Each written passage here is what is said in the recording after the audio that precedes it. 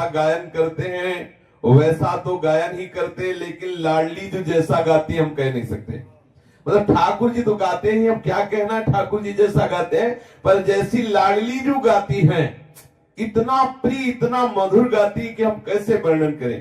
तब पता चला कि ठाकुर जी इनके साथ गा रहे थे, ठाकुर जी को कह रहे थे कि बेसुरा मत गाओ, और ठाकुर जी बेसुरा इसीलिए गा देते थे, ये डांटे क्योंकि उनको सख्य रस लेना। बड़े विचित्र विचित्र लीला इनके साथ ठाकुर जी करते थे।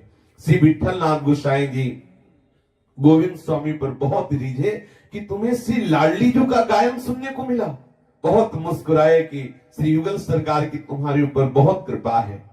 एक दिन श्री गोविंद स्वामी जी की जन्मभूमि आतरी ग्राम से कुछ लोग गोविंद स्वामी से मिलने के लिए आए और ये यशोदा घाट पर बैठे हुए भजन कर रहे थे।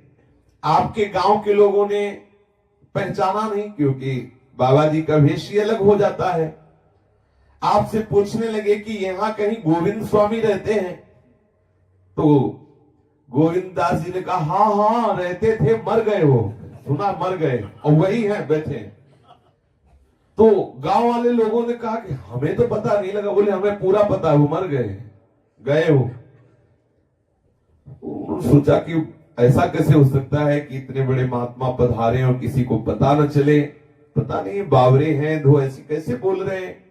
अन्य लोगों से पूछा तो उन्होंने बता दिया कि वो घर है गोविंद दास जी का। ये घर पर गए गांव वाले, इतने में गोविंद दास जी भी पधारे। गोविंद दास जी की बहन सी कान्हाबाई जी ने कहा कि तुम गोविंद दास जी को पूछ रहे, या तो रहे? बोले नहीं, यही तो बताए थे कि गोविंद स्वामी मर गए हैं। बोले यही है, इनके बाल बड़े हो गए इसलिए समझ में नहीं आ रहा आपको। गांव के लोगों ने पूछा कि आप महात्मा होके झूठ बोलते हैं, आप ऐसा क्यों बोले? तो उन्होंने कहा जिन गोविंद स्वामी से तुम्हारा परिचय था वो मर गए। अब तो हम श्रीनाथ जी के दास हैं, अपने गुरु जी के हैं, हमारा नाम गोविंद दास है, हमारा कोई और गांव नहीं, कोई गांव वाला नहीं। श्री विठल नाथ गोसाई जी का चरण सेवक हूं।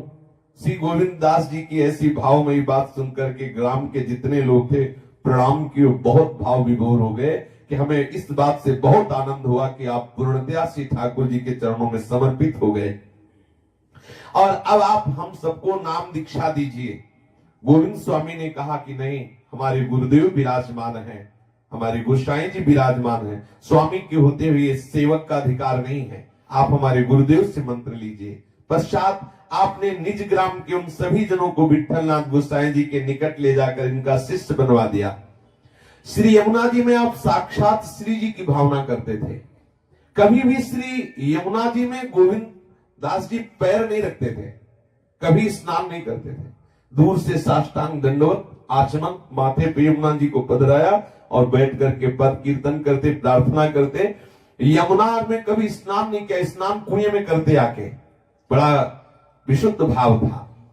एक दिन श्री विठल नाथ गोसाई जी के पुत्र श्री बालकृष्ण जी एवं श्री गोकुलनाथ जी ने श्री गोविंद दास जी को कहा कि चलो यमुना जी के समीप चलते हैं।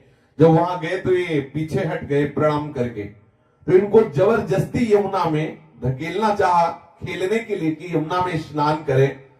गोविंद स्वामी जी ने अपनी दृढ़ निष्ठा प्रकट करते हुए हाथ जोड़कर कहा कि ऐसा नहीं हो सकता, मैं यमुना जी में चरण नहीं रख सकता, ये मेरी श्री जी हैं, ये मेरी आराध्या हैं, मैं इनको मात। ये भाव है, समझे, अलग अलग महापुरुषों के भाव हैं। वो आराध्य भावना से कभी यमुना जी में चरण नहीं पधराते थे, कभी स्नान नहीं करते थे, स्नान कुएं में आके करते। तो एक दिन श्री यमुना जी साक्षात प्रकट हुई और श्री गोविंद स्वामी को, गोविंद दास जी को दर्शन दिए। एक दिन ये गुल्ली डंडा खेल रहे थे ठाकुर जी के साथ श्री गोविंद स्वामी। देखो कितना गुरु आचार्य की कृपा हुई कि साक्षात ठाकुर जी के साथ इनका खेल प्रारंभ हो गया।